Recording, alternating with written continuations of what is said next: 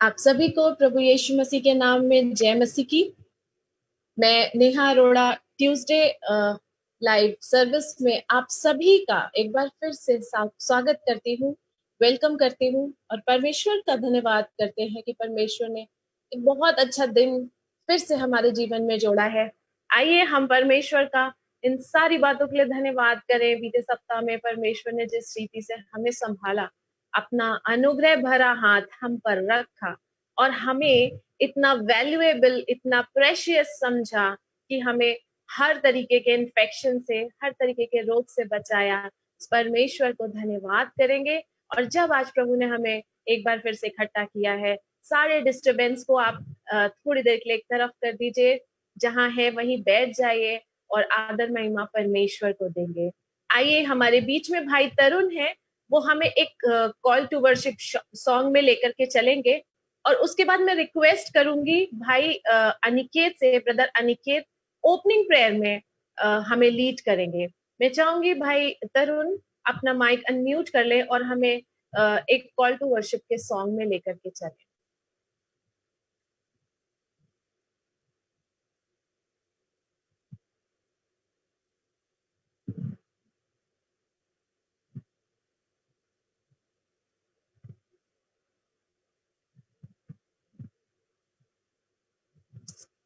भाई तरुण का mic unmute कर दीजिए, हमारी साइड से ही अनम्यूट होगा।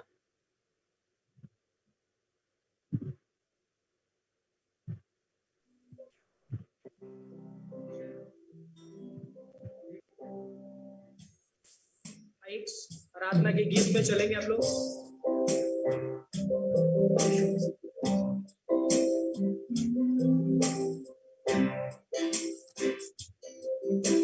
सर को अपने झुकाता हूँ मैं तेरे हुजूर बनकर कुर्बानी आता हूँ तेरे हुजूर सर को अपने झुकाता हूँ मैं तेरे हुजूर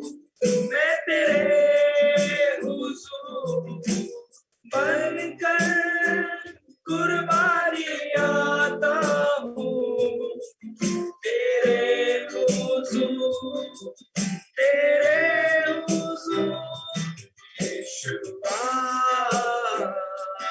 यीशुआ करूँ आराधना हाथों को अपने उठा कर तुझे दूँ महिमा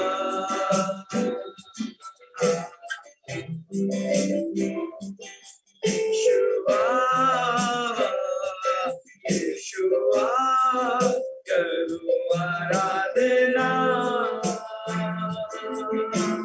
हाथों को अपने उठा कर तुझे दूँ महिमा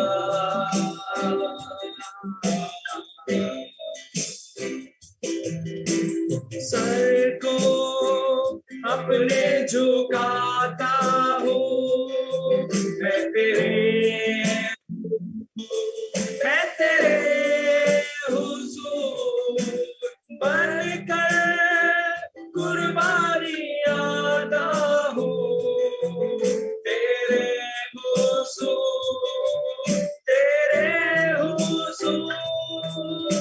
सर को अपने झुकाता हूँ मैं तेरे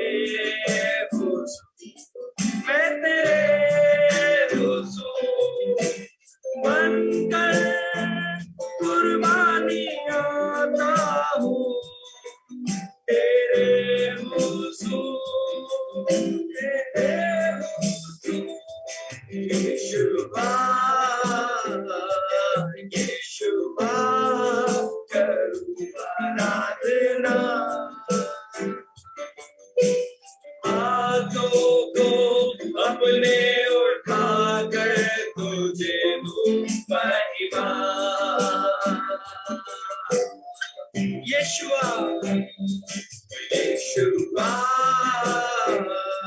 यीशुआ करूं आराधना हाथों को अपने उठाकर तुझे दूं महिमा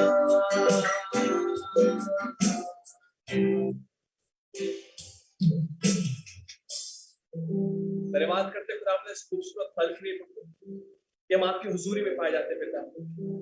धन्यवाद करते प्रभु कि आपकी उपस्थिति हमारे मध्य में पाई जाती पिता।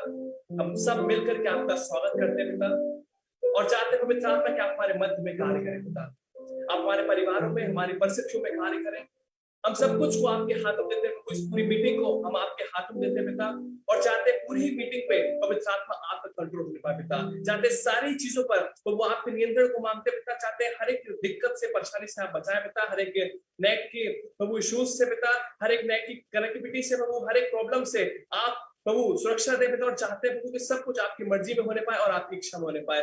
सभी कुछ को आपके हाथों में सौंपते पिता। जितने भी लोग इस मीटिंग में जुड़ते हैं चाहते हैं आप उन सबको ब्लेस करें और आशीषित करें पिता। धन्यवाद करते हैं सारी चीजों को आपके हाथों में देते हुए इस प्रार्थना को यीशु मसीह के नाम से मानते हैं। आमीन आमीन। Thank you so much brother. मैं एक वचन आप सबके सामने पढ़ना चाहूंगी और ये वचन मैं ले रही हूँ यशाया चैप्टर 46 और उसकी वर्स 3 से। ये सिर्फ मैं वचन नहीं पढ़ती हूँ बल्कि मैं हम सभी के लिए इसको क्लेम करती हूँ कि परमेश्वर मुझसे और आपसे, याकूब से, इजराइल से, यानी मेरे और आपसे एक प्रॉमिस कर रहा है। आइए जानते हैं कि उस प्रॉमिस में प्रभु हमसे क्या कह रहे हैं। यहाँ पे इस प्रकार से लिखा है, हे याकूब के घराने, हे इजराइल के घराने के सब बचे हुए लोगों, मेरी ओर कान लगाकर सुनो। तुमको मैं तुम्हारी उत्पत्ति ही से उठाए रहा और जन्म ही से लिए फिरता आया हूँ। तुम्हारे बुढ़ापे में भी मैं वैसा ही बना रहूंगा और तुम्हारे बाल पकने के समय तक तुम्हें उठाए रहूंगा। मैंने तुम्हें बनाया और तुम्हें लिए फिरता हूँ। मैं तुम्हें उठाए रहूंगा और छुड़ाता भी रहूंगा। हालेलुया। कितना प्यारा, कितना सुंदर प्रॉमिस वर्ड यहाँ पे परमेश्वर हमसे कर रहे हैं। और आई एम श्योर जब ये प्रॉमिस वर्ड उन्होंने हमसे किया है तो हम में से ऐसा कोई नहीं है जिसके जीवन में ये प्रॉमिसेस पूरे ना हुए हो। आइए अब समय होगा कि ऐसे ही एक बड़े परमेश्वर के कार्य को हम जानेंगे। समय होगा गवाही का। हमारे बीच में पुणे से हमारी एक बहुत ही प्रिय सिस्टर मिशेल है और मैं चाहूंगी इस समय वो अपने माइक को अनम्यूट कर ले। परमेश्वर ने जो उनके जीवन में बड़े कामों को किया है, सिस्टर आपके पास टाइम होगा, ये मौका होगा कि आप प्रभु को अपने जीवन से अपने शब्दों में महिमा दे और हम सब उस गवाही से आशीषित हो सके। Over to you sister. जी thank you sister. Praise the lord everybody. मेरी हिंदी इतनी अच्छी नहीं है लेकिन मैं ट्राई करूंगी जैसे आप इतनी अच्छी हिंदी बोलते हो उस तरीके से बोलने के लिए। लेकिन मैं यीशु का धन्यवाद करना चाहूंगी कि आज मैं बैठ पाती हूँ ज्यादा देर प्रेयर के लिए। ऐसे नहीं था पहले। पहले मेरी पीठ में बहुत दर्द था। 4 सालों से बहुत दर्द था और फिर मैं डॉक्टर के पास गई तो डॉक्टर ने मुझे कहा कि सिटी स्कैन करना पड़ेगा। तो उसमें मेरे स्पाइन में गैप आ गया था, मेरे लोअर बैक में गैप आ गया था जिसकी वजह से मैं ज्यादा देर बैठ नहीं पाती थी। मैं सामने झुकने से मना किया था, कुछ हैवी चीज उठाने से मना कर दी थी मुझे। तो मैं बहुत पेन में रहती थी। मैं प्रेयर करती थी कि प्लीज यीशु आप मेरी बैक को ठीक कर दीजिए। लेकिन ऐसे ही कभी पेन आता था कभी जाता था। तो मैंने बहुत प्रेयर की इस बारे में और पिछले हफ्ते मैं प्रेयर के लिए बैठी और मैंने यीशु से कहा कि मैं रोज प्रेयर करती थी। मैं कहती थी यीशु मुझे चंगा कर दीजिए, मेरी पीठ बहुत दुखती है। जैसे एक बेटी अपने बाप से बात करती है मैं वैसे बात करती थी यीशु से। और पहले मैं इतनी प्रेयर में नहीं थी लेकिन कुछ सालों से यीशु ने यीशु के वजह से और कुछ घटनाओं के वजह से मैं बहुत दिन रात प्रेयर करने लग गई। और फिर मैं प्रेयर करने बैठी तो मैं ज्यादा देर बैठ नहीं पाती थी, तो मैं खड़े रह के प्रेयर करती थी, नहीं तो कभी घुटनों पे प्रेयर करती थी, क्योंकि मैं ज्यादा देर बैठ नहीं पाती थी। थोड़ा किचन में काम करके आती थी तो 10 मिनट काम करके मैं 15 मिनट लेटती थी, मेरे पीठ में बहुत दर्द हुआ करता था। फिर मैंने यीशु से प्रार्थना की और मैंने बोला, यीशु आप प्लीज मुझे चंगा कर दीजिए, क्योंकि अगर मैं चंगी नहीं हुई तो आपके प्रेयर के लिए मैं ज्यादा देर बैठ नहीं सकती, मैं आपको आपकी ज्यादा स्तुति आराधना नहीं कर सकती, आप मुझे प्लीज चंगा कर दीजिए। और उस दिन मैं प्रेयर करके उठने वाली थी, तो मैंने सोचा कि कुछ बाइबल वर्सेस पढ़ लेती हूँ। तो जैसे मैं बाइबल वर्सेस पढ़ रही थी, मेरी पीठ में, लोअर बैक में, एग्जैक्टली जहां पे मुझे डॉक्टर ने बोला था कि गैप है, वहां पे मुझे ऐसा महसूस हुआ कि कोई अपनी उंगलियों से ऐसे ऐसे ऐसे कर रहा है। तो मुझे इतना समझा नहीं, क्योंकि बहुत ही ज्यादा जेंटल टच था वो। तो मैंने बोला हो सकता है कि मेरी पीठ से पिलो सरक रही होगी, मेरी तकिया सरक रहा होगा, तो मैंने ज्यादा ध्यान नहीं दिया। तो मैं तो भी बैक दुख रही थी मेरी, तो भी मैं बाइबल पढ़ रही थी। तो थोड़ी देर के बाद मुझे ऐसे लगा जैसे मेरी जो रीढ़ की हड्डी है वो धीरे धीरे कोई जो क्यूब्स एडजस्ट करता है ऊपर नीचे, और अगर लाइन में नहीं है तो एक लाइन में हम लोग लगाते हैं, मुझे ऐसा महसूस हुआ जैसे कि बहुत नाजुक तरीके से कोई मेरी हड्डियों को सीधा कर रहा है। और तभी मुझे लगा कि मैं थोड़ा डाउट में थी कि ये यीशु है या पता नहीं क्या हो रहा है। उस दिन मेरे पूरे बॉडी में ऐसे जैसे आग फड़कती है, वैसे जहां जहां पेन था मुझे, मेरे एल्बोज में, मेरे शोल्डर में, मेरे घुटनों में, वहां पे जैसी आग फड़कती है मुझे वैसे महसूस हो रहा था पूरे बॉडी में। तो मुझे समझ में नहीं आ रहा था क्या हुआ है। तो दूसरे दिन मैं जब प्रेयर के लिए बैठी, तभी मैंने सोचा चलो अभी घुटनों पे आ जाते हैं, क्योंकि मैं बैठ तो नहीं पाऊंगी इतना देर। तो मैंने घुटनों पे बैठ के प्रेज एंड वर्शिप की, और मैंने सोचा थोड़ी देर मैं बेड पे बैठ जाती हूँ मेरे पैर फोल्ड करके। तो मैं बैठ गई। 5 मिनट हो गए, 10 मिनट हो गए, 15 मिनट हो गए, मैंने भी रियलाइज नहीं किया कि पेन नहीं है। लेकिन और मैं बाइबल पढ़ रही थी, और उसमें मुझे एक वचन मिला कि प्रभु अगर मैं मर जाऊंगा तो तुम्हें कौन प्रेस करेगा, तुम्हारी स्तुति कौन करेगा। और पढ़ते पढ़ते मुझे ये महसूस हुआ कि मैं इतने देर से बैठी हूँ, मेरी बैक दुख नहीं रही है। और मैंने यीशु की स्तुति की, मैंने बोला यीशु उस दिन जो कल जो मेरे साथ हो रहा था वो आप मुझे छू रहे थे, आज मेरे शोल्डर्स में, मेरे एल्बो में, मेरे घुटनों में, मेरे बैक में कुछ भी पेन नहीं है। मैं उठी जगह से, और जैसे कि हमेशा मैंने देखा है मैन ऑफ गॉड पास्टर्स बोलते हैं कि ऐसी हीलिंग हो गई तो फिर आपके हाथ ऊपर नीचे करो या झुको। तो मैं झुकी, मैं कूद रही थी जगह पे, प्रेज द लॉर्ड बोल के कूद रही थी कि यीशु तूने मुझे चंगा कर दिया। मैं बहुत खुश थी। और मैं बाहर बेडरूम में प्रेयर कर रही थी, तो मैंने दरवाजा खोला, मैं बाहर गई, मैं बहुत रो रही थी। मेरे हस्बैंड को लगा कि क्या हुआ, वापस पीठ दुखना तो नहीं चालू हुआ। तो मैं बहुत रोई, मुझे बोलने को भी नहीं जम रहा था, क्योंकि एक पेन फ्री लाइफ क्या होता है मुझे 4 साल से पता नहीं था। तो मैंने उन्हें कहा कि मुझे पेन बिल्कुल नहीं है, मैं कूद रही हूँ, मैं आगे झुक रही हूँ, लेकिन मुझे कुछ पेन नहीं है। तो ब्रदर्स एंड सिस्टर्स, मैं तुम्हें यही कहना चाहती हूँ कि आप लोगों को यही कहना चाहती हूँ कि यीशु ये नहीं देखता कि आप किन शब्दों में उनकी आराधना कर रहे हो, या आपको वो भारी भरकम शब्द आते हैं कि नहीं। लेकिन मैंने एक सिंपल प्रेयर की, और ऐसे भी नहीं कि हे यीशु मुझे माफ कर दे या कुछ भी, मैंने ऐसे कुछ भी नहीं बोला। मैंने सिर्फ एक बेटी के समान मैं बाप के सामने गई, और मैं एक पिता जैसे बात करते कि पिता बस हो गया, अभी मैं कंप्लेन कर, बस हो गया, फिर आपकी आराधना मैं नहीं कर सकती, तो आप देख लीजिए। मैंने ऐसे प्रेयर की और यीशु ने मुझे चंगा कर दिया। तो ये मेरी टेस्टिमनी है। Thank you. Thank you so much sister. परमेश्वर का धन्यवाद हो कि वो हमारे बीच में अद्भुत कामों को करता है। जैसे काम वो मूसा के समय में करता था, एलिया के समय में करता था, वैसे आज भी करने की सामर्थ्य रखता है। हालेलुया, परमेश्वर का धन्यवाद करती हूँ। और अब समय होगा कि हमारे बीच में हमारे दो प्यारे छोटे छोटे से बच्चे हैं, जिक्की चिक्की। बहुत टाइम हो गया हमने फिजिकली मुलाकात नहीं करी है। हम जानते हैं कि वो कितने टैलेंटेड हैं। तो इस समय मैं रिक्वेस्ट करूंगी कि रिकी चिक्की अपना स्पेशल सॉन्ग जो लेकर के रेडी करके आए हैं हमारे बीच में उसको प्रेजेंट करेंगे। अपने माइक को अनम्यूट कर लें। Praise the Lord. हम परमेश्वर का धन्यवाद देते हैं कि परमेश्वर ने इतना अच्छा हमें मौका दिया कि हम इस माध्यम से एक दूसरे को देख सके और परमेश्वर की महिमा करने वाले हो सके।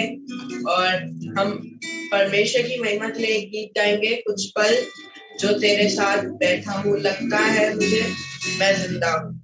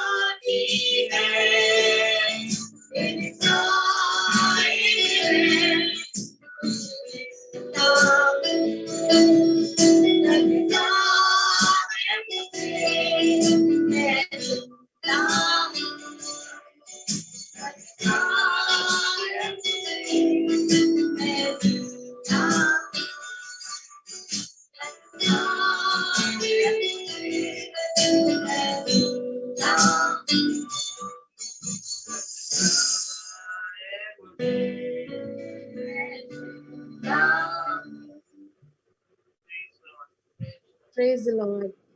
Thank you so much Ricky चिकी, बहुत प्यारे तरीके से आप लोगों ने ये सॉन्ग को गाया। ये सॉन्ग मेरा पर्सनली बहुत फेवरेट सॉन्ग है, और आजकल सच में हमारे पास इससे अच्छी कोई बात नहीं है कि हम प्रभु के पास बैठे, उसके वचनों के पास बैठे, उसके वचनों को सुने।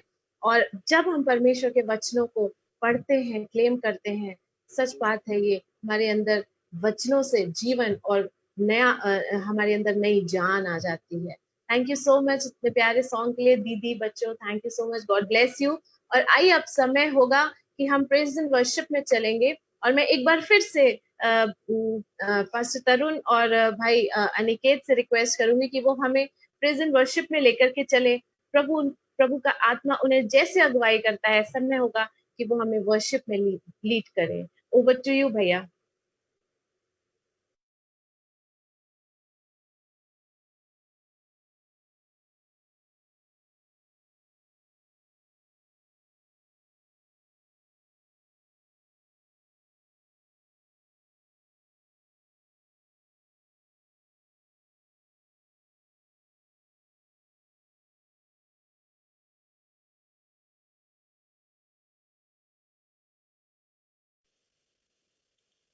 सभी को जय मसीह की।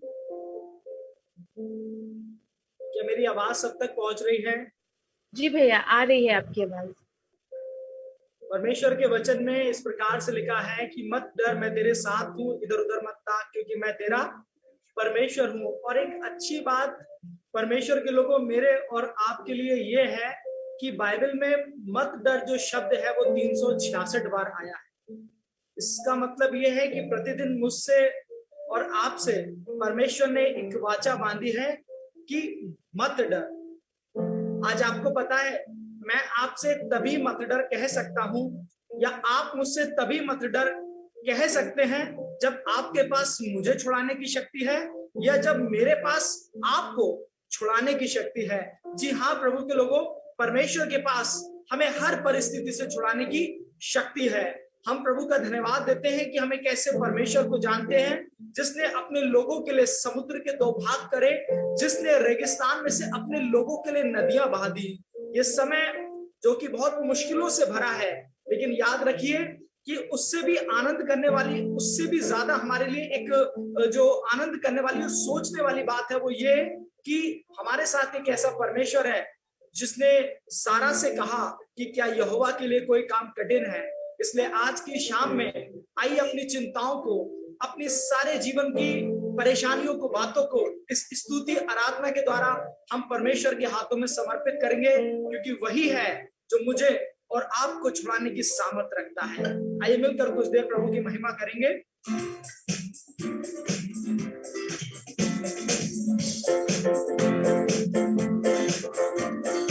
साथ मिलकर आप लोग अपने स्थानों से ताली बजाकर इस गीत को गाइएगा। यीशु का नाम मेरे प्राण की रक्षा, प्रेम का लहू मेरे घर की सुरक्षा। यीशु का नाम मेरे प्राण की रक्षा, प्रेम का लहू मेरे घर की सुरक्षा। छिपकर आने वाली महामारी से डरेंगे नहीं, हम डरेंगे नहीं। छिपकर आने वाली महामारी से डरेंगे नहीं, हम डरेंगे नहीं। यीशु का नाम मेरे प्राण की रक्षा, मेरे का लहू मेरे घर की सुरक्षा। सब कहें यीशु का नाम मेरे प्राण की रक्षा, मेरे का लहू मेरे घर की सुरक्षा। छिपकर आने वाली महामारी से डरेंगे नहीं, हम डरेंगे नहीं। छिपकर आने वाली महामारी से डरेंगे नहीं, हम डरेंगे नहीं। यीशु का नाम मेरे प्राण की रक्षा, मेरे का लहू मेरे घर की सुरक्षा। यीशु का नाम मेरे प्राण की रक्षा, मेरे का लहू मेरे घर की सुरक्षा। मैं ना डरूंगा, मैं ना डरूंगा, मैं ना डरूंगा, मैं ना डरूंगा। परमेश्वर पे भरोसा रखा है, उसके वचन की प्रशंसा करूंगा। परमेश्वर पे भरोसा रखा है, उसके वचन की प्रशंसा करूंगा। परमेश्वर की सहायता से मैं उसके वचन की प्रशंसा करूंगा। परमेश्वर पे भरोसा रखा है, उसके वचन की प्रशंसा करूंगा। मैं ना डरूंगा, मैं ना डरूंगा, मैं ना डरूंगा, मैं ना डरूंगा। परमेश्वर पे भरोसा रखा है, उसके वचन की प्रशंसा करूंगा। परमेश्वर पे भरोसा रखा है, वचन की प्रशंसा करूंगा। दीन दुखियों का है दाता, भटके हुओं को राह दिखाता। दीन दुखियों का है दाता, भटके हुओं को राह दिखाता। सीधे मार्ग में हमें चलाता, सीधे मार्ग में हमें चलाता। उसकी जय जयकार करो, जया हो, जया हो। सब मिलकर बोले जया हो, हालेलुया। जया हो, जया हो, जया हो। पर्वत तेरी शान बताए, सागर प्रेम तिहारा।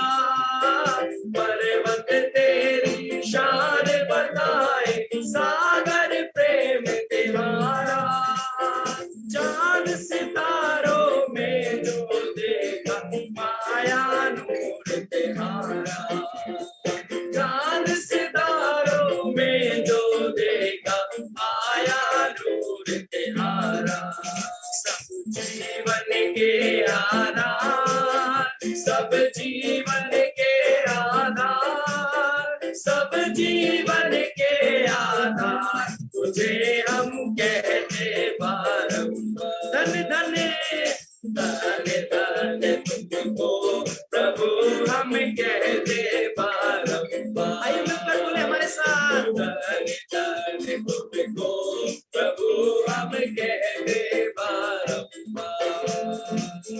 हर एक बात में धन्यवाद करो, हर एक बात में धन्यवाद करो, हर एक बात में धन्यवाद करो, क्योंकि प्रभु के शयन है। हर एक बात में, हर एक बात में धन्यवाद करो, हर एक बात में धन्यवाद करो, हर एक बात में धन्यवाद करो, क्योंकि प्रभु की जय है।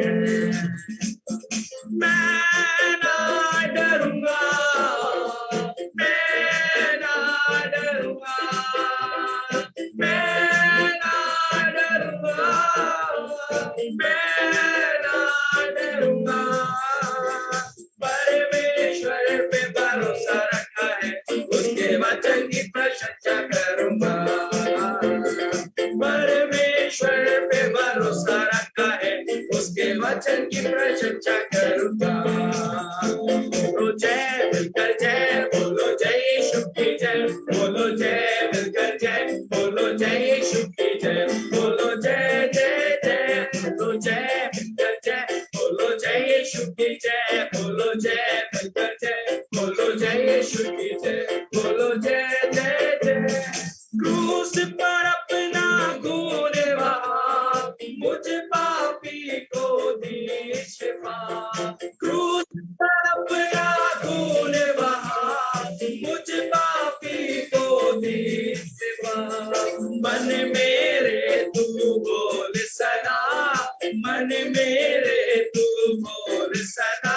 बोलो जय मिलकर जय, बोलो जय यीशु की जय, बोलो जय मिलकर जय, बोलो जय यीशु की जय, बोलो जय जय जय। यीशु का नाम मेरे प्राण की रक्षा, मेरे कलम मेरे घर की सुरक्षा। सब कहें यीशु का नाम मेरे प्राण की रक्षा, मेरे कलम मेरे घर की सुरक्षा। छिपकर आने वाली महामारी से डरेंगे नहीं, हम डरेंगे नहीं। छिपकर आने वाली महामारी से डरेंगे नहीं, हम डरेंगे नहीं।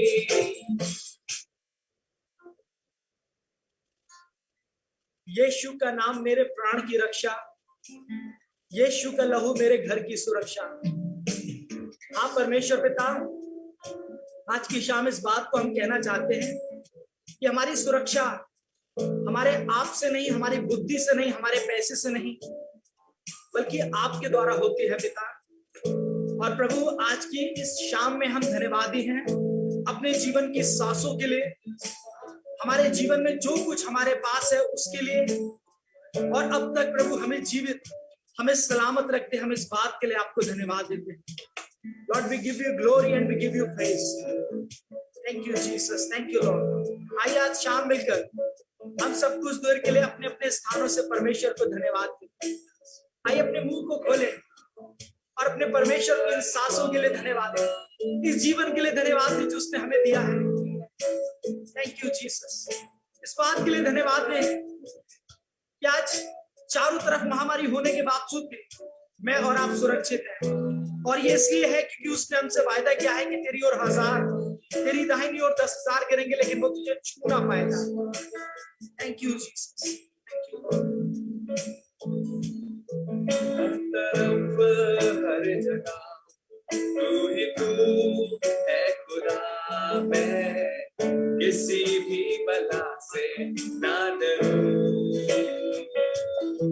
तू जो रहबर है, तू जो है साथिया, मैं कुछ भी फिक्र ना करूं।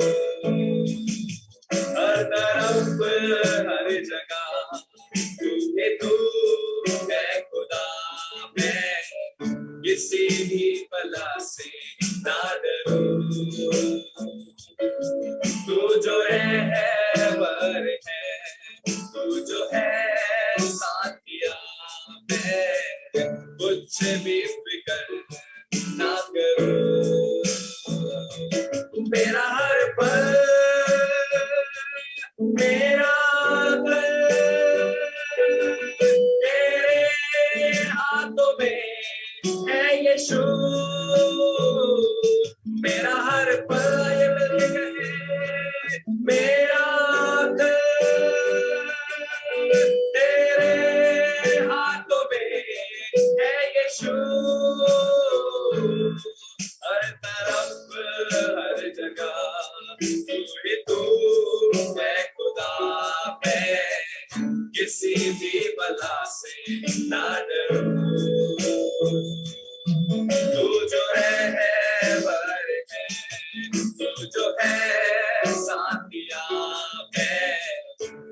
भी फिक्र ना करो। कल क्या आएगा मैं नहीं जानू, बस यही जानू कि तू है। तेरी कृपा से अब तक चला हूँ, साथ मेरे घर भी तू है। कल क्या आएगा मैं नहीं जानू, बस यही जानू कि तू है। तेरी कृपा से अब तक चला हूँ, साथ मेरे घर में तू है। चाहे कुछ रहे या न रहे, तू मेरे साथ है हर सदा। चाहे कुछ रहे या न रहे, तू मेरे साथ है हर सदा। हर तरफ हर जगह तू ही तू है खुदा है, किसी भी बला से ना डरो। तू जो है वह है, तू जो है साथिया है, कुछ भी फिक्र ना करो। किसी भी बला से ना डरो, कुछ भी फिक्र ना करो। परमेश्वर पिता, हम बहुत धन्यवाद के साथ आपके चरणों में आते हैं, आपका धन्यवाद देते हैं प्रभु, आपके उन वायदों के लिए प्रभु जो आपने हमसे किए हैं, और जिनको जब हम पढ़ते हैं और याद करते हैं तो वो एक बड़ी तसल्ली हमें देते हैं, और जिनको जब हम गीतों में गाते हैं प्रभु तो वो प्रभु हमें ढांढस देते हैं, हमें एक नया बल देकर प्रभु हमें हियाव बनाते हैं प्रभु। और तभी हमारे लिए मुमकिन हो पाता है कि हम परेशानियों को फेस कर पाते हैं, हम अपनी परिस्थितियों से लड़ पाते हैं और उन पर जयवंत हो पाते हैं, और आपके नाम का स्तुति गान, आपके नाम को महिमा दे पाते हैं प्रभु। आपका धन्यवाद आज शाम उन सब वायदों के लिए प्रभु जो आपने हमसे किए हैं। आपने कहा कि मैं तो तुझे बहेलिये के जाल से, उस महामारी से बचाएगा जो दिन दोपहर को उजाड़ते हैं। आपने कहा कि तेरी ओर 1000, तेरी ओर दाहिनी ओर 10,000 गिलेंगे लेकिन वो तुझे छू ना पाएगा। हाँ प्रभु, हम आपको धन्यवाद देते हैं अच्छे वायदों के लिए जो आपने हमसे किए हैं, और हमें विश्वास है कि पिता परमेश्वर, हाँ प्रभु जी, जो कुछ संसार में घट रहा है पिता परमेश्वर, जो कुछ भी प्रभु आज संसार में हो रहा है, उस सब से पिता परमेश्वर आपने अपने बच्चों को बचा लिया है प्रभु यीशु मसीह। ठीक उस प्रकार से जिस प्रकार से जब इजराइल में पिता, जब मिस्र में इजराइलियों की छावनी में पिता परमेश्वर जो इजरायली रहते थे, जिस प्रकार से मिस्र में जब चारों तरफ महामारी थी, जब चारों तरफ हाँ पिता परमेश्वर विपत्तियां पड़ा करती थी, लेकिन हमें बाइबल में पढ़ने को मिला है, हमने जाना है कि प्रभु जिस जगह, जिस छावनी में इजरायली रहते थे, वहां पर एक कुत्ता भी उन पर भौंक ना पाता था। प्रभु परमेश्वर पिता, हम आपका धन्यवाद देते हैं आपके प्रेम के लिए जो सदा काल से आपने अपने लोगों से, अपने प्यार करने वालों से और अपनी चुनी हुई प्रजा से किया है पिता। और आज हम जो भी कुछ है प्रभु आपके प्यार की वजह से हैं, आपकी दया की वजह से हैं।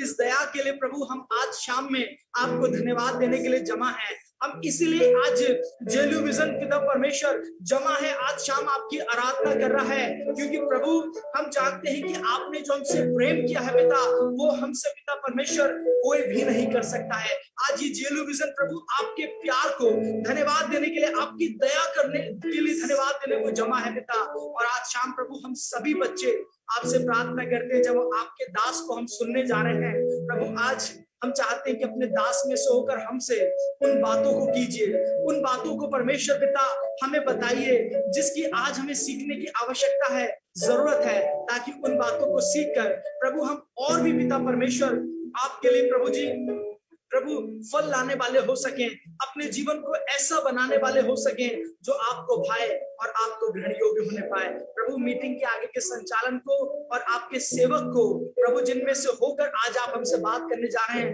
आपके हाथों में देते हैं और विश्वास करते हैं कि आप हमारे मध्य में, हमारे दरमियान हैं और प्रभु हमारी स्तुति पर अपने सिंहासन को लगाए हुए हमें प्रभु अपने सामर्थ्य हाथों के द्वारा आशीष दे रहे हैं। इसी विश्वास से प्रार्थना को उद्धार करता यीशु मसीह के नाम से मांगते हैं, आमीन। Thank you so much brother, बहुत अच्छी आराधना के लिए परमेश्वर ने आपको गाइड किया और सच में हमने प्रभु की उपस्थिति को महसूस किया। आइए, अब समय होगा कि हम देर ना करते हुए वचन में चलेंगे और आगे के समय को मैं पास्टर अभिषेक के हाथों में सौंपूंगी। आप अपने माइक को अनम्यूट कर लीजिए और ओवर टू यू पास्टर।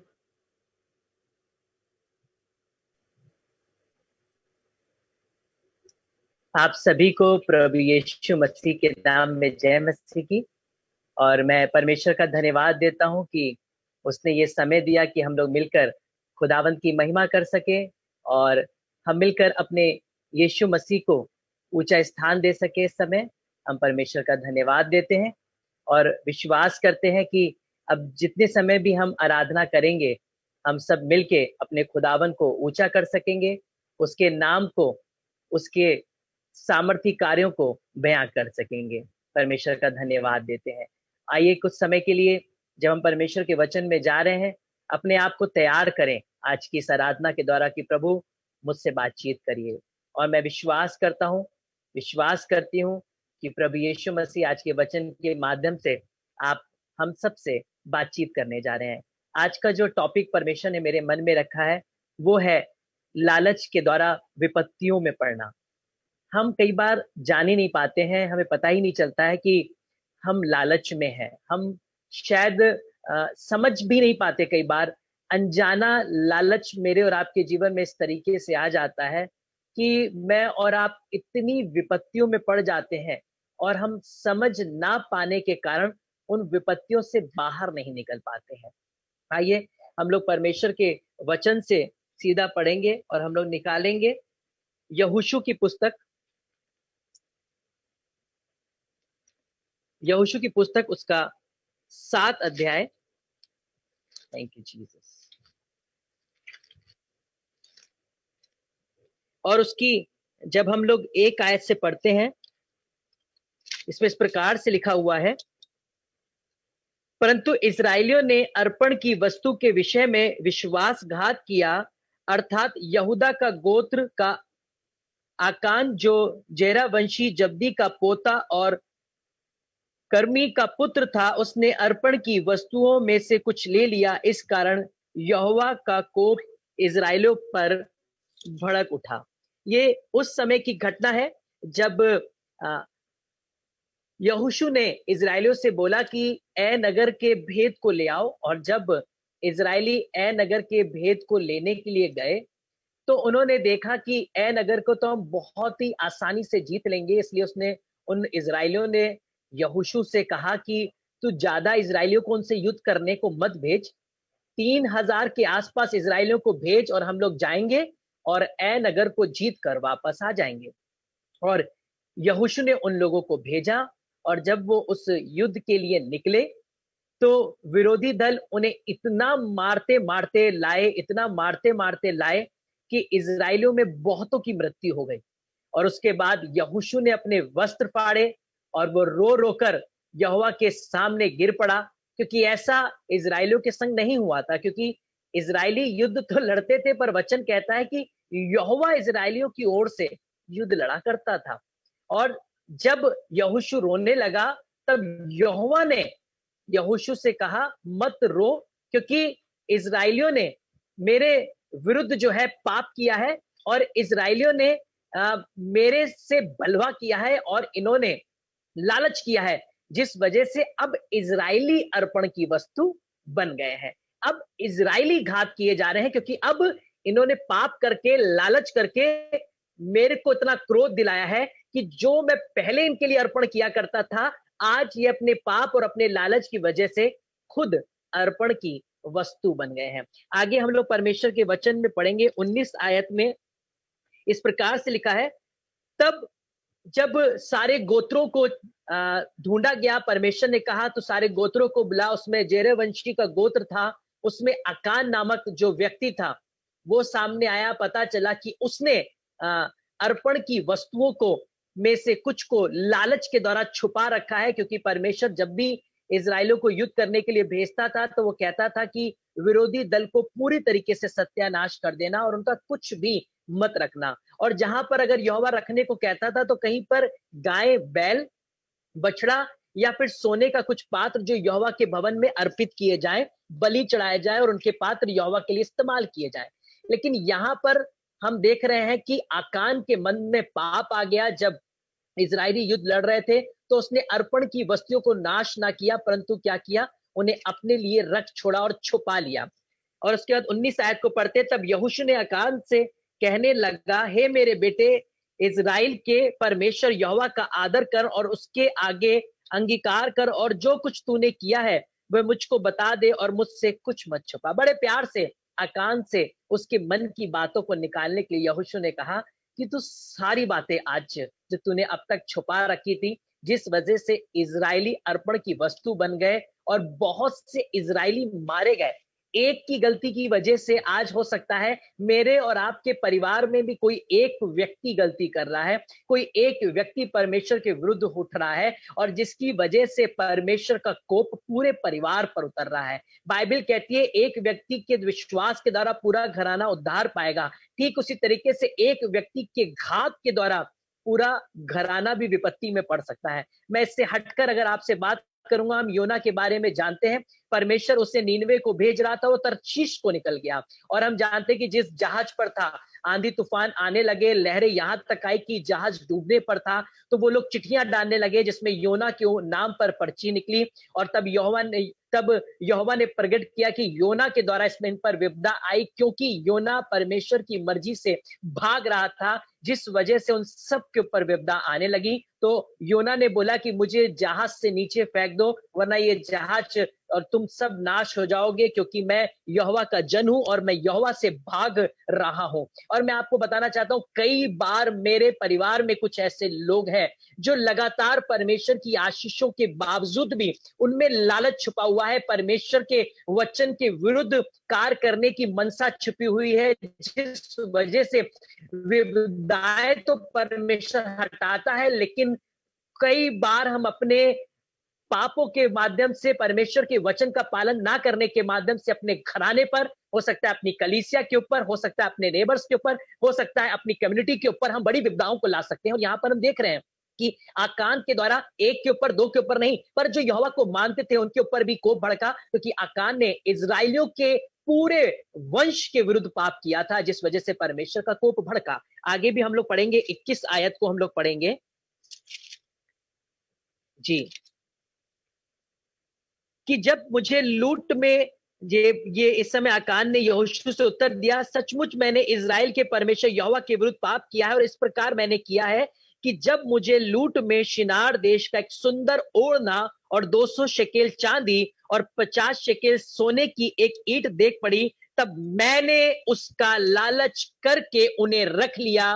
वे मेरे डेरे के भीतर भूमि में गड़े हैं और सबके नीचे चांदी है। उसने बता दिया कि ये सब धन, शोहरत और दौलत को देखकर जो यहोवा ने सेतमेत में हमारे लिए दे दिया, जो लूट में हमारे पास आया, मेरे मन में लालच आया हम इसे नाश ना करें, क्यों ना मैं इसे अपने लिए रख लूं। और यहां पर हम देखते हैं कि आकान के पाप के द्वारा सारे इजराइलियों के ऊपर परमेश्वर का कोप भड़का और परमेश्वर कहने पे मजबूर हो गया कि सारा इजराइल आप अर्पण की वस्तु ठहरा है। उसके बाद हम 25 आयत को पढ़ते हैं। इस पाप के द्वारा क्या हुआ, तब यहोशू ने उससे कहा, तूने हमें क्यों कष्ट दिया। यहां पर यहोशू ये नहीं कह रहा है कि तूने अपने घराने को, यहां पर यहोशू कह रहा है तूने हमें अर्थात सारे इजराइलियों को क्यों कष्ट दिया। और आगे लिखा हुआ है, आज के दिन यहोवा तुझी को कष्ट देगा। तब सब इजराइलियों ने उस पर पत्थरवाह किया और उनको आग में डालकर जलाया और उनके ऊपर पत्थर डाल दिए। और यहाँ पर हम देख रहे हैं कि आकान का पाप उसके ऊपर आप पलट कर आ गया और उसका नाश हो गया। यहोवा के सामने लालच करके, यहोवा के सामने हम उसके वचन का उल्लंघन करके बच नहीं सकते हैं। हम कई बार जाने अनजाने में ऐसे पाप कर रहे हैं, हम छुपा रहे हैं, हम यहोवा की दी हुई आशीषों का खिलवाड़ कर रहे हैं और हम यहोवा के आज्ञाओं का निरादर कर रहे हैं, जिस वजह से हमारे और हमारे कुल पर, हमारे घरानों तक पर परमेश्वर का क्रोध भड़क रहा है। इसके आगे हम लोग पढ़ेंगे फर्स्ट शैमुएल और उसका 15 अध्याय, उसकी 1 से 3 आयत तक।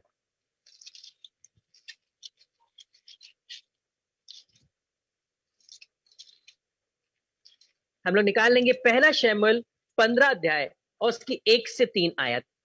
शैमुएल ने शाऊल से कहा, यहोवा ने अपनी प्रजा इजराइल पर राज करने के लिए तेरा अभिषेक करने को मुझे भेजा था, इसलिए अब यहोवा की बात सुन ले। सेनाओं का यहोवा यूं कहता है, मुझे स्मरण है कि अमालेकियों ने इजराइल से क्या किया है। यहाँ पर यहोवा कह रहा है कि मैं जानता हूं कि जब मिस्र से मैंने इजराइलियों को निकाला, तब अमालेकियों ने इजराइलियों के संग क्या किया है।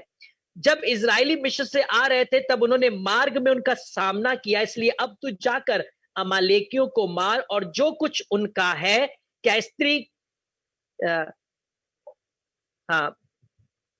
मार और जो कुछ उनका है उसे बिना कोमलता किए नष्ट कर। क्या पुरुष, क्या स्त्री, क्या बच्चा, क्या दूध पीता, क्या गाय, क्या बैल, क्या भेड़, क्या बकरी, क्या ऊंट, क्या गदहा, सबको तो अर्पण की वस्तु करके मार देना, क्योंकि अमालेकियों ने जब इजराइल को मैंने निकाला तो उनका सामना किया।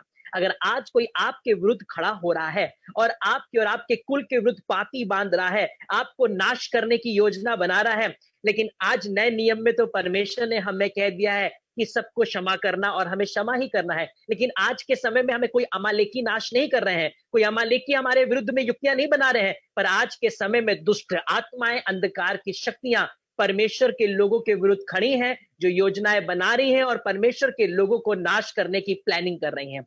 ठीक है, हम इसमें आगे पढ़ते हैं। शैमुएल के द्वारा परमेश्वर ने शाऊल को बता दिया कि तुम्हें अमालेकियों का सामना करना है और किसी पर भी कोमलता को नहीं दिखाना है, सबका सत्यानाश करना। और आगे हम लोग पढ़ेंगे 9 आयत से, परंतु आगाग पर और अच्छे से अच्छी भेड़ बकरियों, गाय बैलों, मोटे पशुओं और मेमनों और जो कुछ अच्छा था, उन पर शाऊल और उसकी प्रजा ने कोमलता की और उन्हें नष्ट करना ना चाहा, परंतु जो कुछ तुच्छ और निकम्मा था उसका उन्होंने सत्यानाश ना किया। शाऊल ने और उसके लोगों ने देखा है तो बहुत अच्छे अच्छे गाय बैल बछड़े हैं और सोना चांदी है, हम इनको नाश नहीं करेंगे, हम इन्हें अपने लिए रख लेंगे। और उनके मन में लालच आ गया, शाऊल के मन में, इजराइलियों के मन में लालच आ गया। और आगे लिखा है, तब यहोवा का यह वचन शैमुएल के पास पहुंचा, क्योंकि परमेश्वर ही था जिसने शाऊल को राजा बनाया था। और आज शाऊल परमेश्वर के विरुद्ध लालच की वजह से उसको जो राजा का ओहदा मिला था उसकी परवाह नहीं की कि परमेश्वर ने मुझे राजा बनाया है, सब कुछ परमेश्वर ने ही मुझे दिया है, सारा दौलत शौहरत राज मेरे पैरों के नीचे किया है, और आज मैं कुछ छोटे से अंश और छोटी सी चीजों का लालच करके मैं परमेश्वर के विरुद्ध काम कर रहा हूं। लेकिन लालच आंखों पे पट्टी बांध देता है और मुझे और आपको कुछ समझने नहीं देता है। इसलिए आगे लिखा है, तब यहोवा का ये वचन शैमुएल के पास पहुंचा, क्योंकि शैमुएल ही शाऊल के पास गया था कि तुम्हें अमालेकियों का नाश करना है। इसलिए परमेश्वर ने शैमुएल को ही बताया, शाऊल से बात नहीं की कि मैंने तेरे द्वारा अपनी बात को शाऊल तक पहुंचाया था, अब दोबारा से मैं अपनी बात शाऊल तक पहुंचाना चाहता हूं। क्या लिखा है, मैं शाऊल को राजा बना के पछताता हूं। कई बार परमेश्वर आपको और मुझे आशीष देके पछताता है, मुझे और आपको सेवक बना के पछताता है, मुझे और आपको संभाल कर पछताता है, मेरी और आपकी रक्षा करके पछताता है, मेरे और आपके ऊपर दृष्टि करके पछताता है, क्योंकि हम और आप उसके अनुग्रह का खिलवाड़ करने लग जाते हैं। कई बार मैं और आप उसके अनुग्रह के विरुद्ध हम यही सोचते हैं कि हम पर तो अनुग्रह, हम कितने भी पाप कर लें, कितने भी गुनाह कर लें, वो तो क्षमा कर ही लेगा, लालच भी कर ले, झूठ भी बोल ले और बाद में माफी मांग लेंगे, परमेश्वर तो क्षमा कर ही देगा। लेकिन यहां पर क्या लिखा हुआ है, मेरी आज्ञाओं का पालन नहीं किया, तब शैमुएल का क्रोध भड़का और वह रात भर यहोवा की दुहाई देता रहा। आगे देखिए, शैमुएल जब शाऊल से मिला तो उसने क्या कहा। हम लोग आगे पढ़ेंगे 25 आयत में इस प्रकार से लिखा है, शमूएल ने कहा, क्या यहोवा होम बलियों और मेल बलियों से उतना प्रसन्न होता है जितना कि अपनी बात के माने जाने से प्रसन्न होता है। और आज परमेश्वर का वचन ये बताना चाहता है कि परमेश्वर आपके दानों से नहीं, आपके बड़े बड़े थैंक्स गिविंग से और भेंटों से नहीं, हाँ आप ये करते हैं तो परमेश्वर को पसंद तो आता है, पर उससे ज्यादा परमेश्वर को पसंद आता है कि आप और मैं उसकी आज्ञा को माने। तब परमेश्वर ने कहा, क्या मैं मेल बलि और होम बलि चला के परमेश्वर को खुश कर सकता हूं या उसकी आज्ञा को मानकर। यहाँ पे शाऊल के लालच ने उसे राजा के पद से हटने के लिए परमेश्वर के मन में विचार को डाला। और आगे हम जानते हैं कि इस पाप की वजह से, इस लालच की वजह से शाऊल का अभिषेक उतर कर दाऊद पर आ गया और परमेश्वर ने शाऊल के बाद राजा दाऊद को उस गद्दी को, इजराइलियों की गद्दी को दे दिया। और आगे हम पढ़ेंगे, हम लोग जानते हैं, जल्दी जल्दी में पढ़ूंगा, जब दूसरा राजा 5 अध्याय और उसके 15, 16, 20, 27 इन सारी आयतों में पढ़ते हैं, हम जानते हैं कि नामान कोढ़ी था जो एलीशा के पास आया और एलीशा ने बोला कि तू यरदन नदी में 7 बार डुबकी लगाना, और वो गया, उसने 7 बार डुबकी लगाई। जब वो वापस आया तो वो एलीशा को बहुत सा दान और भेंट देने के लिए कहने लगा, पर एलीशा ने मना कर दिया। बाद में वो एलीशा को मजबूर करने लगा, मजबूर करने के बाद भी एलीशा ना माना और उसने नामान को भेज दिया। जब नामान जाने लगा तो गेहजी को लगा कि मेरा मालिक तो कुछ लेगा नहीं, इसलिए वो चुपके से दौड़ कर गया और झूठ बोला कि 2 सेवक आए हैं, इसलिए स्वामी ने कुछ दान को मांगा है। इसलिए वो एक गधे को, उस सवारी को भरकर उसमें बहुत सा दान देकर गेजी को भेज देता है। जब गेजी लौट कर आता है तो एलीशा जो स्वामी है वो खड़ा हुआ गेजी से पूछता है कि तू कहां से आता है। उसने कहा कहीं से नहीं, मैं तो यहीं था। तब एलीशा कहता है गेजी से, वो सारा दृष्टांत मुझे पता है, जब तू नामान के पास गया और वो पीछे मुड़ा, उसने तेरे संग जो जो किया, लेकिन तेरे ऐसे पाप करने और लालच करने की वजह से नामान का कोड़ अब तुझ पर आ जाएगा और पीढ़ी दर पीढ़ी ये कोड़ अब तेरे घराने पर बना रहेगा। इतना सा लालच गेजी का नामान का कोड़ उसके ऊपर ले आया। और उसके बाद सिर्फ नामान कोड़ ही नहीं लिखा, पर तेरे आने वाले वंश और पीढ़ियों तक ये कोड़ बना रहेगा और वो अपनी पीढ़ियों के लिए श्रापित ठहरा। आज कई बार छोटे छोटे लोगों को धोखा देकर लालच करने के जो हमारे मन में मनसा है, बहुत से लोग तो शायद 5 रुपए 10 रुपए में अपना ईमान बेच देते हैं। हो सकता है कोई 500 रुपए 1000 रुपए में ईमान बेच देते हो सकता है कोई 1 रुपए के गुटके और 5 रुपए की सिगरेट में ईमान बेच देते हैं। बहुत से लोग आज मैं देखता हूं कि शराब की बोतल पर ईमान बेच देते हैं। आपके वोट कहां गिरने हैं? आपके 500 रुपए 100 रुपए और सिगरेट और गुटके और मीट और शराब की बोतलों में हम देखते हैं, न्यूज में आया कि किस तरीके से जलेबी बांटकर वोट खरीदे गए। क्या ये हम आज मनुष्य हैं जो इतना लालच में गिर गए हैं कि कोई भी हमें कभी भी खरीद सकता है?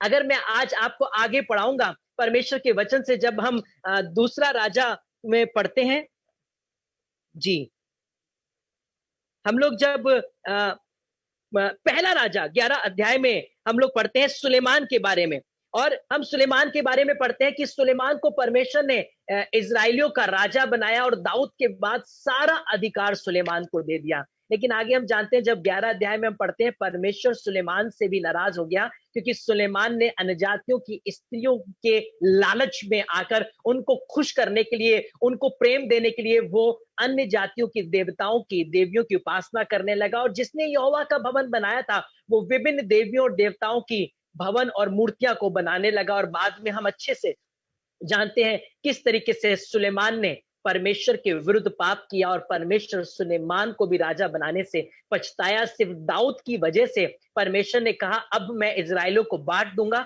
सिर्फ एक गोत्र को दाऊद की वजह से मैं तेरे वंश से जोड़कर रखूंगा, बाकी सारे गोत्र को मैं तितर बितर कर दूंगा। क्योंकि सुलेमान ने स्त्रियों का लालच किया। आप कहेंगे कि अच्छा पैसे का लालच होता है, ये कौन सा लालच है?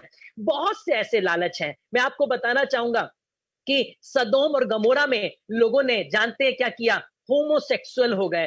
पुरुषों ने पुरुषों का और स्त्रियों ने स्त्रियों का लालच किया। और आगे हम देखते हैं कि किस तरीके से सदोम और गमोरा को परमेश्वर ने आग के द्वारा नाश किया। लालच कई प्रकार के हैं और ये अगर आप अच्छे से जानना चाहते तो मैं आगे आपको पढ़ाऊंगा, लेकिन अभी कुछ और आयतें हैं। जब हम प्रेरितों के काम 5वें अध्याय को पढ़ते हैं तो हम जानते हैं वहां पे हन्न्याह और सफीरा के बारे में। इन्होंने अपना सब कुछ परमेश्वर के दास के चरणों में रख दिया, लेकिन कुछ छुपा कर बचा कर रख लिया। जब पतरस ने पूछा तो दोनों हस्बैंड वाइफ पहले हनन्याह ने झूठ बोला, और बाद में हम जानते हैं कि उसकी डेड बॉडी वहीं पर गिर पड़ी, वहीं पर वो गिर पड़ा, उसकी डेड बॉडी उठाई ले जाई गई। बाद में सफीरा ने भी, दोनों ने झूठ बोला और दोनों की डेड बॉडी उठाई गई, क्योंकि दोनों ने मिलकर लालच किया और मिलकर परमेश्वर के आत्मा के विरुद्ध झूठ बोला। तभी पतरस ने कहा, शैतान ने तेरे मन में क्या डाला कि तुम दोनों ने एक मन होकर परमेश्वर के विरुद्ध युक्ति बनाई है और तुमने परमेश्वर के आत्मा के विरुद्ध झूठ बोला है। और यहाँ पर क्या हुआ कि दान देने के बावजूद भी लालच उनके अंदर आया, और जिस वजह से उनको नाश होना पड़ा। आज हम दशवांश की भेंटों में लालच कर रहे हैं। हमने दशवांश निकाला, उसमें कुछ कुछ पैसा हम खत्म करने लग जाते हैं। इससे अच्छा हम दशवांश ना निकालें। परमेश्वर का वचन तो ये भी कहता है कि हर्ष से देने वालों से परमेश्वर प्रसन्न होता है। हम तो, बाइबल कहती है कि मेरे लोगों ने तो मुझे लूटा है, क्योंकि वो उठाने की भेंटों में मुझे लूटते हैं। हम और आप आज परमेश्वर को ही लूटने लगे हैं, उसी के 10वां अंश में से निकालकर उसी को ही लूटने लगे हैं जिसने हमें सब दिया है। और हम ये भूल ही जाते कि जो हम लूट रहे हैं, जो हम बचा रहे हैं, जो हम छुपा रहे हैं, वो मेरा नहीं है, वो परमेश्वर का ही है। वो परमेश्वर ने ही मुझे दिया है। अगर 100 रुपए में से हम 10 रुपए परमेश्वर के लिए निकाल रहे हैं, तो वो 100 रुपए भी, वो 90 रुपए भी हमारे नहीं है, वो परमेश्वर के दिए हुए, जिसमें हमने 10 रुपए परमेश्वर के लिए निकाले हैं। लेकिन आज लोग क्या कर रहे हैं, उस 10 रुपए में से भी चोरी कर रहे हैं। मैं आपको बताना चाहता हूं अपने व्यक्तिगत जीवन के बारे में। जब मैं बजाज एलियांस कंपनी में जॉब किया करता था, उस दौरान मेरे कंपनी में इंश्योरेंस में एक मेडिकल होता है, जिसमें अगर मेडिकल सही होता है तो किसी का इंश्योरेंस हो सकता है, अगर मेडिकल सही नहीं है तो कंपनी उनका मेडिकल, अगर उनका मेडिकल सही नहीं आता तो उनका इंश्योरेंस नहीं करती थी। तो मेरे एक बॉस थे जो लोगों के झूठे मेडिकल बनवाया करते थे और लोगों की पॉलिसीज कर दिया करते थे, और उस मेडिकल करवाने का भी वो चार्ज ले लिया करते थे। और मैं बॉस को बताता था कि सर, जहां पे आप मेडिकल करवाते हैं वहां पे कोई पैसे तो लिए नहीं जाते हैं। तो सर ने कहा, नहीं ये हमारी फीस है, क्योंकि हम काम करते हैं, हम डॉक्टर के पास जाते हैं, उनसे अपॉइंटमेंट लेते हैं, फिर उसके बाद हम उसका ट्रीटमेंट, हम उसके सारे ऑब्जर्वेशन करवाते हैं, ये हमारी खुद के पर्सनल मेहनत का पैसा है, इसलिए हम उनसे चार्ज करते हैं। मैं उनकी बात से सहमत हो गया। मैंने लगा, हाँ बॉस तो सही कह रहे हैं, और वो बॉस है, वो जानते हैं वो सही है, मैं तो ना सही हूँ। तो वो मेडिकल में मेहनत तो लगती है, तेल भी लगता है, हम क्लाइंट को लेकर जाते हैं और उसके बाद हम उसकी रिपोर्ट्स करवाते हैं, फिर वापस आते हैं, और हम कितनी मेहनत करते हैं। तो मैंने कहा, हाँ बॉस आप सही कह रहे होंगे। उसके बाद बॉस ने ये काम मेरे को दे दिया कि तुम जाओ लोगों के मेडिकल करवाओ। मैं मेडिकल करवाता था, बॉस उन मेडिकल से पैसे लेते थे और उसमें से कुछ पार्ट मुझे दे दिया करते थे, ये कहकर कि तुम मेहनत करते हो, तुम पेट्रोल खर्च करते हो, तुम उनके इंश्योरेंस करवाने के लिए तुम कितनी भागदौड़ करते हो, इसलिए तुम्हारा इतना परसेंट है। मैं सोचता था बॉस मुझे दे रहे हैं तो मैं रख लेता था। और कुछ दिनों के बाद अचानक से मैंने उस जॉब में अपनी आशीषों को खोना शुरू कर दिया। धीरे धीरे करते करते एक समय ऐसा आ गया कि मैं जो बहुत पॉलिसीज किया करता था, और अचानक से मेरे सारे काम ठप होने लगे, मुझे पॉलिसीज नहीं मिलती थी। मैं जो एक एक मंथ में एक एक पॉलिसी 1-1 लाख की किया करता था, मुझे 10-10 हजार की पॉलिसीज मिलना बंद हो गई थी। और एक समय ऐसा आया कि मुझे उस जॉब को छोड़ना पड़ा, मेरे पर बहुत प्रेशर आ गया। तब परमेश्वर ने मुझे ये वाली बात बताई कि बॉस क्या कह रहे हैं उससे मतलब नहीं है, मेरा वचन क्या कह रहा है उससे मतलब है। कई बार हमें लगता है हमारा अधिकारी हमें दे रहा है, हम थोड़ा ना ले रहे हैं। कई बार लगता है कि हमें खुद पेशेंट्स दे रहे हैं, हम थोड़ा ना ले रहे हैं, हम तो गवर्नमेंट जॉब कर रहे हैं, वो खुशी में आके हमें दे देते हैं। पर जहां पर खुशी में आकर हमें दे रहे हैं, लेकिन अगर वो परमेश्वर के वचन के खिलाफ है, वो खुशी आपके लिए शोक में बदल जाएगा। और मैंने बाद में देखा कि उस जॉब से मुझे हाथ धोना पड़ा, और उसके बाद मैं सीख गया कि मुझे कभी भी कोई ऐसा काम नहीं करना है। 500 रुपए, 1000 रुपए, 1 लाख रुपए, करोड़ रुपए भी आज मुझे आप दे दीजिए, पर मैं परमेश्वर के लिए बिक नहीं सकता हूं क्योंकि इसके द्वारा परमेश्वर ने मुझे सिखाया। और मैं आपको बताना चाहता हूं, जब मैं सेवकाई में आया, बहुत से ऑफर्स मेरे पास आए, बहुत से बड़े बड़े सेवकों ने, बड़ी बड़ी मिनिस्ट्रीज ने मुझसे कांटेक्ट करने की कोशिश की कि आप हमसे जुड़ जाइए, हम आपको मंथली इतना चार्ज देंगे, हम आपको पूरे पूरे चर्च का पास्टर बना देंगे। हम जो इंटरनेशनल मिनिस्ट्रीज है वहां से तक आते थे कि आप बहुत अच्छे सेवक हैं, आप हमारी ब्रांच को ओपन करिए, आप उसका पूरा कारभार आप संभालिए। पर बार बार परमेश्वर मुझे रोकता और मुझसे कहता कि तुझे ये नहीं कर रहा है, जो तू कर रहा है कम में भी विश्वास योग्य है, मैं तेरी सारी जरूरतों को पूरा करूंगा।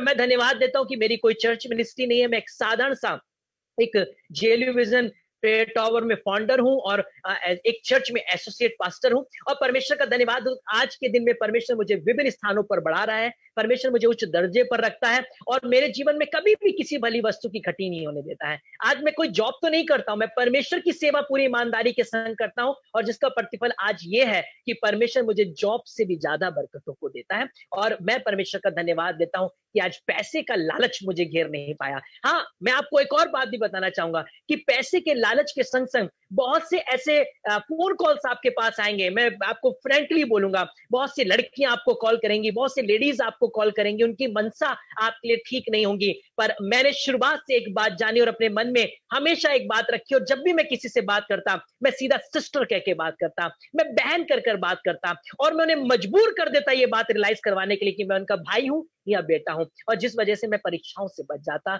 और मैं सामने आने वाली परीक्षाओं को पहले ही रोक देता ताकि कोई मेरे लिए युक्तियां ना बना सके, मुझे परीक्षा में ना डाल सके। और मैं पहले ही बहन या माँ बोलकर उन्हें इस बात के लिए चिता देता था कि मैं परमेश्वर का सेवक हूं, इसलिए मुझ पर कोई भी दुष्ट की युक्तियां चल नहीं पाएंगी। और ऐसी मैंने देखा कि बहुत सी चालें चली, पर परमेश्वर ने मुझे विजडम दी और सारी चालों से मुझे बचाया। और ये भी एक प्रकार का लालच है। उसके बाद आप जानते हैं कि बहुत से सेवकों ने क्या किया कि व्हाट्सएप पे और फेसबुक पे जब आए, यूट्यूब पर जब आए, तो लोग उनके फैन हो गए, फॉलोअर्स बढ़ गए, वो उनसे बात करने लगे और धीरे धीरे वो अपने आत्मिक जीवन स्तर से गिर गए और धीरे धीरे उनकी सेवकाई भी ठप हो गई और वो परमेश्वर से दूर हो गए और व्यभिचार में गिर गए, और जिस वजह से उनकी मिनिस्ट्री पूरी तरीके से बंद हो गई। तो परमेश्वर हमें बहुत तरीके के लालच के बारे में सिखाता है, हमें कैसे बचना है। हम जानते हैं और साथ ही साथ एक और मैं आपको बताना चाहता हूं शिमशोन के बारे में। शिमशोन के ऊपर अभिषेक था और हम जानते हैं कि उसके ऊपर इतना अभिषेक था कि वो अकेले पूरी सेना को हरा दिया करता था, लेकिन उसके मन में भी स्त्रियों के प्रति बड़ा लालच था। और हम जानते हैं कि दलीला के द्वारा उसके अंदर पाप आया, उसका लालच इतना बढ़ गया दलीला के लिए, उसे चाहने के लिए, कि उसने अपने सारे भेद, अपने सारे राज दलीला को बता दिए, जिस वजह से उसका उन राज बताने की वजह से उसका अभिषेक चला गया। और जिनको वो अकेले पूरी सेना को गिरा दिया करता था, एक स्त्री बाइबल कहती दलीला उसे दबाने लगी और वो हिल नहीं पाया। लालच की वजह से हम अपने अभिषेक को भी खो सकते हैं, अपनी एनॉइंटिंग को भी खो सकते हैं। और ये लालच पैसे का भी हो सकता है, दौलत का भी, और प्रॉपर्टी का भी, स्त्री का भी, पुरुष का भी, और हम होमोसेक्सुअल भी हो सकते हैं। हम किसी भी तरीके छोटे छोटे 5-5, 2-2 रुपए के भी लालच मेरे और आपके जीवन में आ सकते हैं, जो मेरे और आपकी एनॉइंटिंग को छीन सकते हैं और मुझे और आपको नाश कर सकते हैं। आगे हम लोग और भी अच्छे से जानते हैं आहाब के बारे में। उसने नाबोत की बारी का लालच किया और बाद में हम जानते हैं हुआ क्या। उसकी पत्नी इजाबेल ने नाबोत को मरवा दिया और उसकी पूरी बाड़ी को हड़प लिया। और एलिया को परमेश्वर ने बताया कि आप से जाकर बात कर, और एलिया ने जाकर उससे बताया कि तूने एक स्त्री के हाथों में अपने आप को बेच डाला है। बाइबल कहती है, ध्यान से सुनिए, तूने स्त्री के हाथों में अपने आप को बेच डाला है, क्योंकि आहाब बाद में वही करने लगा जो इजाबेल किया करती थी। और परमेश्वर ने जब उससे बोला कि तूने नाबोत के संग ये कर मेरा क्रोध तुझ पर भड़काया है, और अब आहाब के वंश में कोई नहीं बचेगा, कुत्ते चाटेंगे, पक्षी, अगर कोई युद्ध के मैदान में मारा गया तो उसकी लोथे पक्षी खाएंगे, और इजाबेल भी जिस महल में बैठती नीचे गिरेगी और कुत्ते उसका लहू चाटेंगे। और आहाब ने टाट ओढ़ी, रोया और उसने पश्चाताप किया। तो परमेश्वर ने एलिया के द्वारा कहलवाया कि आहाब ने पश्चाताप किया, इसलिए उसके दिनों में तो नहीं होगा, पर जब वो अपने दिनों को पूरा कर लेगा तो उसके वंश के संग होगा। आहाब के पाप के द्वारा, बेच डालने के द्वारा, लालच के द्वारा, नाबोत की बारी के संग लालच करने के द्वारा क्या हुआ कि उसका पूरा वंश सत्यानाश कर दिया गया, और उसके वंश में परमेश्वर ने किसी को भी नहीं छोड़ा, यहाँ तक कि कुत्ते और पक्षियों के द्वारा उनको खा लिया गया। सिर्फ एक बारी, एक छोटी सी बारी के लालच करने की वजह से उसके पूरे वंश के ऊपर पाप आ गया। कई बार हम जानते ही नहीं कि हम छोटे छोटे लालच की वजह से, बाइबल कहती है छोटी छोटी लोमड़ियां पूरी दाग की बारी को बिगाड़ देती हैं। हम अच्छे से जानते हैं इसी तरीके से दाऊद के बारे में भी।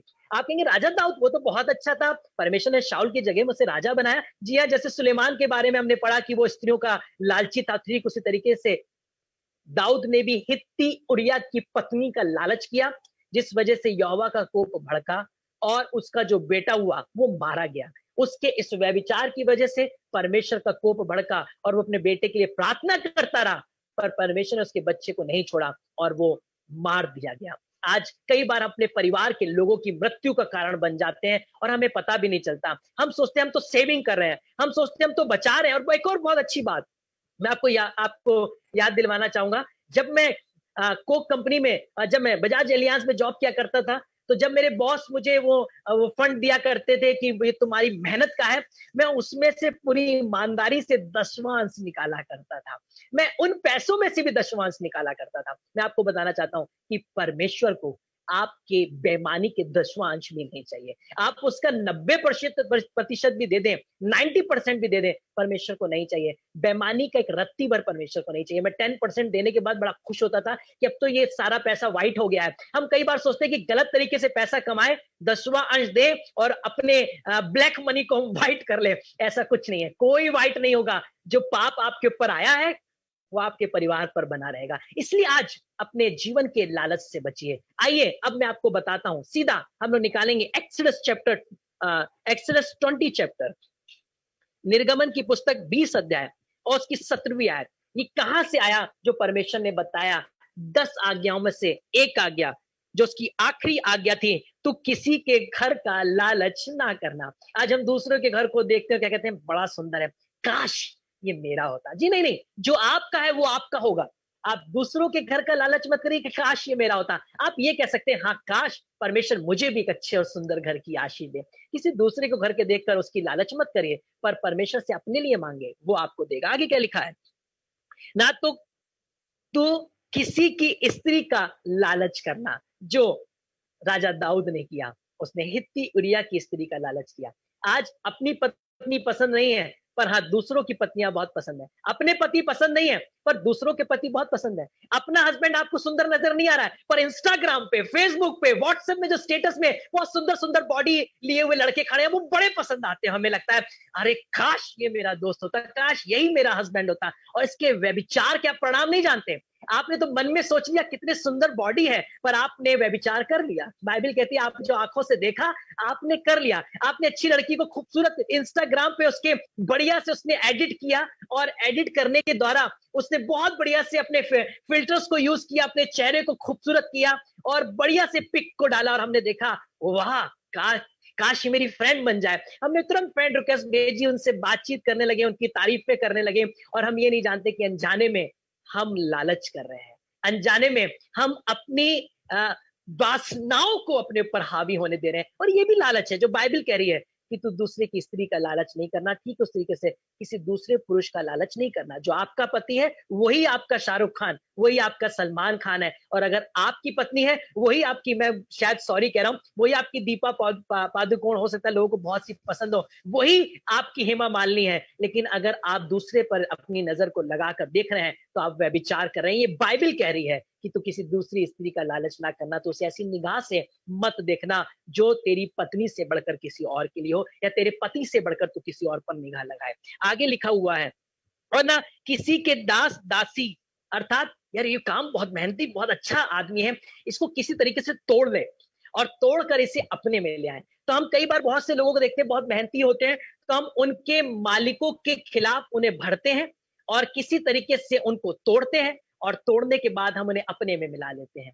परमेश्वर कह रहा है तो किसी दूसरे के दास और दासी का भी लालच ना करना, और बैल और गधे का भी, यहां तक कि जानवरों का भी नहीं, कि काश ये वाला डॉग कितना अच्छा है, अरे इतना सुंदर, ये शैन बर्नार्ड है, अरे ये जर्मन शेफर्ड है, ये मुझे मिल जाए। नहीं, परमेश्वर से आप अपना लीजिए, आप दूसरे का लालच मत करिए। आज बहुत से लोगों को मैं देखता हूं कि वो पेट इतने लवर हो गए, इतने पेट लवर हो गए कि उन्हें इंसानों से ज्यादा स्टेटस पेट्स के लगाने में मजा आता है। अच्छा है, आप लगाइए, आप पेट्स के स्टेटस लगाइए, पर उससे ज्यादा आप इंसानों के लिए प्रार्थनाएं कर रहे हैं, उनके लिए आंसू बहा रहे हैं, उनके लिए रो रहे हैं। उनके लिए हमारे पास आंसू भी नहीं है, प्रार्थनाएं भी नहीं है, पर पेट्स के लिए आंसू भी है, प्रार्थनाएं भी है। मैं आपसे ये नहीं कह रहा कि आप पेट लवर नहीं बनिए, पर मैं आपसे ये भी कह रहा कि आप ह्यूमन लवर भी बनिए। आप परमेश्वर के लोगों के लिए भी आंसू भाई। और आगे क्या लिखा है, ना किसी की वस्तु का लालच करना। छोटी सी छोटी चीज का भी, एक पिन का भी परमेश्वर कह रहा है तू लालच नहीं करना।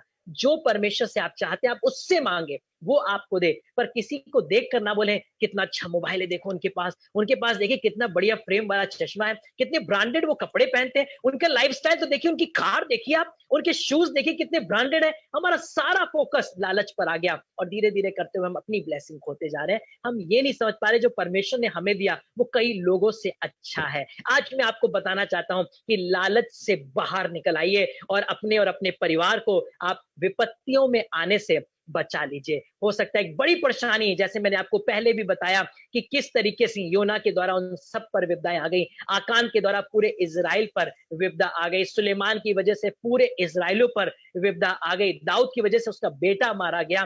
किस तरीके से लालच करने के द्वारा लोगों ने अपने परिवार के ऊपर श्राप ले लिए, अपने घरानों के ऊपर श्राप ले लिए। आइए, ये समय है कि हम परमेश्वर के क्षणों में चलें और उसके संग कुछ समय को बिताएं और धन्यवाद दे परमेश्वर का कि उसने मुझे और आपको बचा के रखा है और मुझे और आपको सिखाया कि हम कैसे पाप से बचें।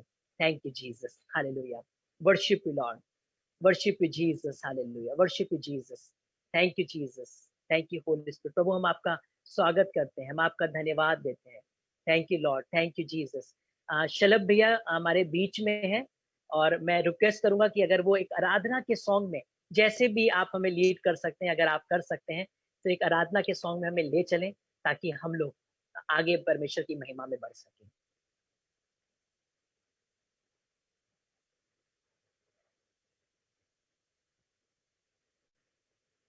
शलभ भैया, क्या आप ज्वाइन कर सकते हैं? प्लीज अनम्यूट कर लीजिए भैया अपने आप को। जी,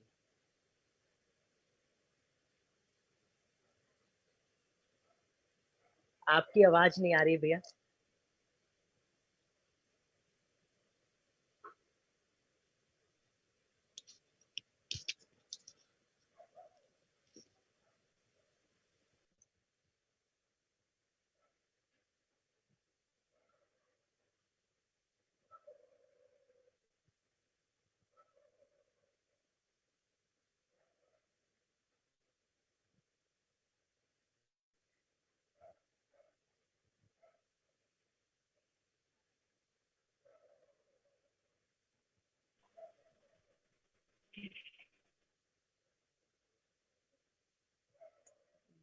भैया आपका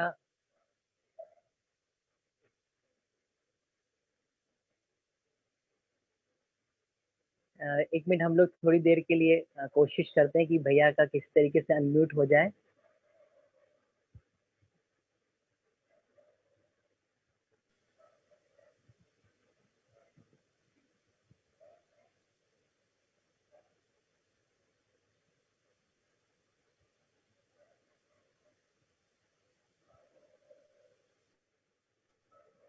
हेलो जी जी, थैंक यू भैया, आपकी आवाज आ रही है। जी, कुछ टेक्निकल एरर हो रहा है मशीन में। जी भैया, आइए इस खुदा को के लिए हम कुछ गीतों को गाए, कुछ देर उसकी आराधना करें। जैसा हमने वचन में सुना, आइए उस खुदा से कहें कि मुझको बना। तेरी इच्छा पूरी हो जाए, तेरे हाथ में जीवन ये है। मैं मिट्टी हूँ, तू है कुम्हार, मुझको बना, मुझको उठा। मिट्टी हूँ मैं, बिगड़ा हुआ, मुझको उठा, मुझको बना। ये कहे खुदावन, जैसा तेरा कलाम ने हमसे बातचीत किया है, तो मेरे जीवन को वैसा बना जैसा आप चाहते हैं परमेश्वर, और आपके हाथों में अपने जीवन को सौंपते। एक आखिरी बार मिलकर गाएं, तेरी इच्छा पूरी हो जाए, तेरे हाथों में जीवन ये है, मैं मिट्टी हूँ, तू है कुम्हार,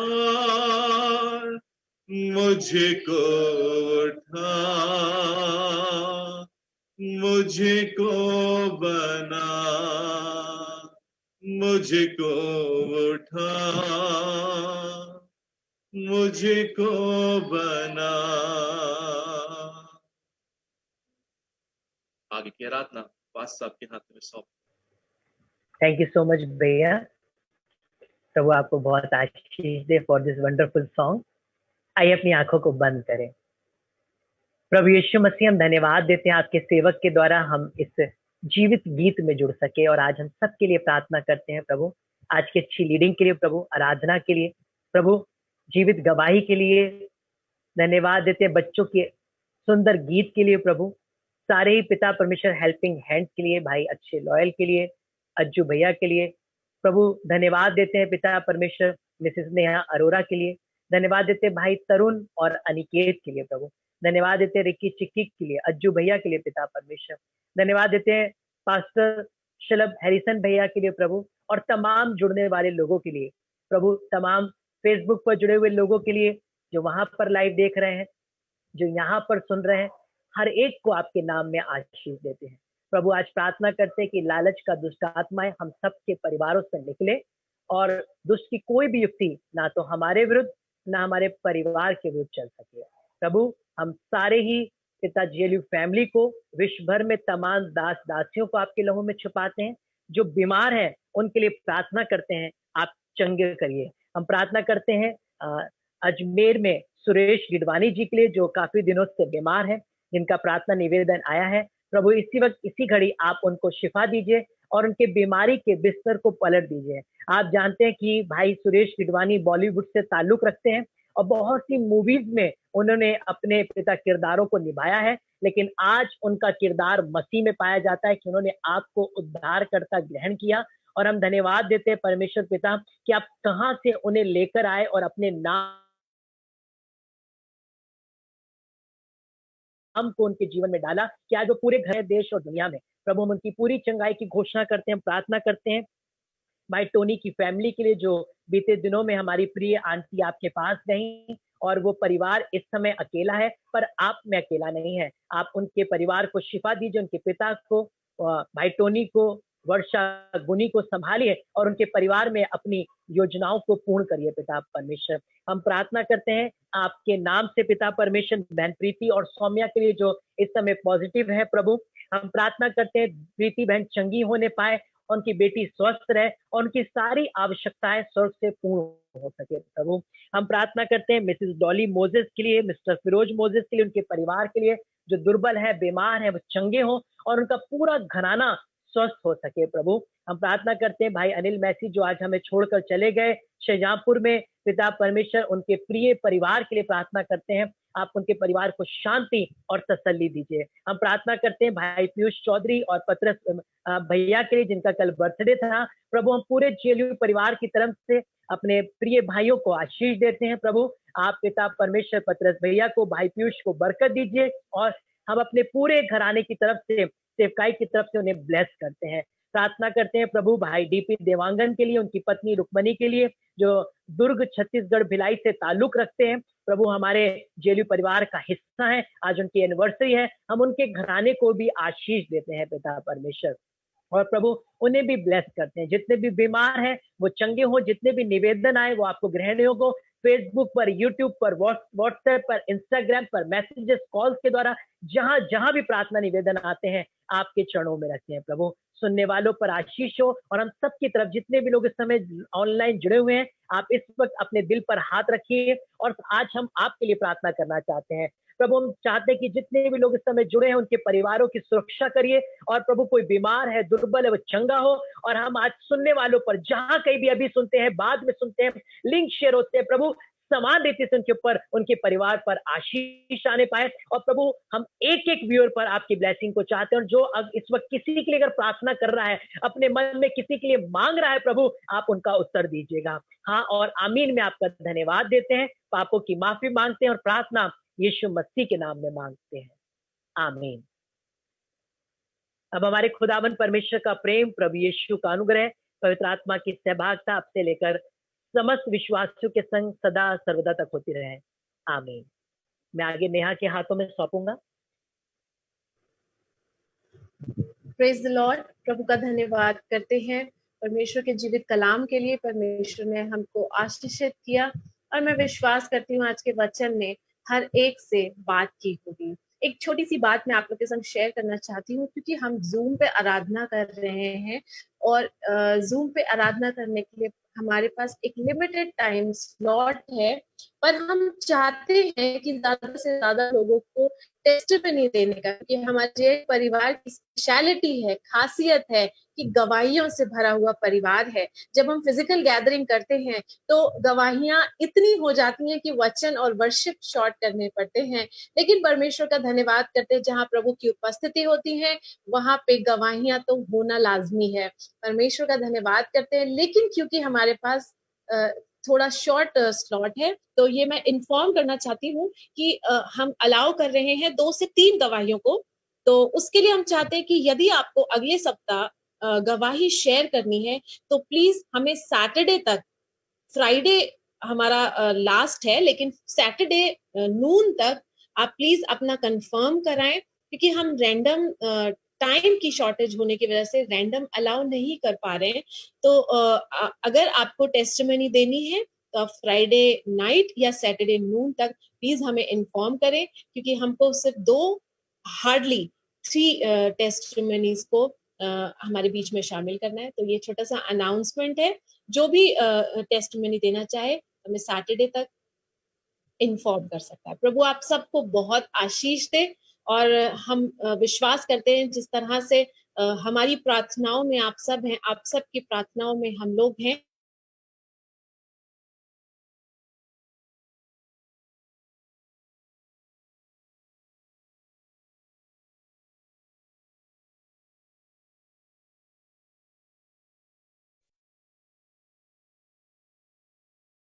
नेहा आवाज नहीं आ रही आपकी। नेहा दी आप म्यूट हो गए। नेहा की आवाज नहीं आ रही। म्यूट हो गए, म्यूट अनम्यूट कर लीजिए नेहा दी।